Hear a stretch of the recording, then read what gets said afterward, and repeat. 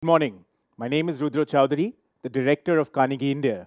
It gives me the greatest pleasure to welcome you to the Global Technology Summit 2021, brought to you by Carnegie India and co-hosted with the Ministry of External Affairs, Government of India. That these continue to be trying and strange times is an understatement. The disruptions to our everyday lives continue, perhaps to a lesser extent than before. Variants of concern shape our approach to everyday interaction and the ability to want to travel. Yet, working from home or on the screen is certainly no longer an anomaly.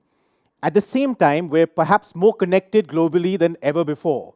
Last year, this time, the screen and the grammar of logging on and logging off was still unnatural. Now it's second nature to those who can afford these advantages. Technology is not just the bridge, but has allowed globalism to enter into our homes, hearts, and minds in a way that has been less pronounced than ever before. Nothing takes away from in-person meetings. It simply cannot be replicated through platforms in the digital universe. It is for this reason that Carnegie India presents its 6th Global Technology Summit, hosted in a hybrid format where we try and make the best of technology without losing sight of the uniqueness of physical gesture and in-person interactions. This format, in our view, will determine the future. This year, people from 107 countries have already accessed the summit platform. Top user cities cross the metropolitan divide, from Indore, Mysore, and Patna in India to smaller towns in South Africa, Brazil, the United Kingdom, and beyond. Our dedicated website, www.gts2021.com, where you can instantly access over 50 conversations, panels, and discussions between 125 global speakers, has been translated by our users into 12 languages. These include Malayalam, Arabic, Russian, Telugu, Mandarin, Kannada, Japanese, and others. This is global, or to use an overemphasized term, truly global. This brings me to this year's theme, Global Meets Local. To us, this was fitting. We are living at a time of continuing disruptions, not just in technology, but also in the terms that once defined multilateralism and global politics. The effects of technology are more than pervasive, from making everyday e-payments to bonds being backed by digital assets, and from the potential of crypto technologies to digital health infrastructures. Tech lives in us in a way that has been more pronounced than before. Yet the obvious tensions exist. They exist between the effects of algorithms on the one side and society's broader interpretation of what is acceptable and what is not. They exist between the incredible pace of technology-driven disruptions and the necessarily wary policy response to the same. They exist more pronouncedly than ever before in the increasingly impossible task of finding a consensus between the architecture of transnational norms and standards and sovereign needs. From the United States to Europe and within Asia, the challenges of finding a balance between the global and the local is not only pronounced, but potentially may well lead us into an era of greater fragmentation rather than collective multilateralism. The efficacy of the WTO, the G20, the OECD, the Quad, and the UN more broadly in finding the lower common denominator between the global and the local will most likely shape the future of both technology and geopolitics. This is exactly what we are here to discuss over the next 3 days. From crypto and the future of data to cloud computing and the complexities of sustainability, and from the potential in the Quad to a new period of India's partnerships with the United Kingdom, France, Slovenia, Vietnam, Kenya, Singapore, Brazil, the United States, and many other countries, all represented at the GTS 2021.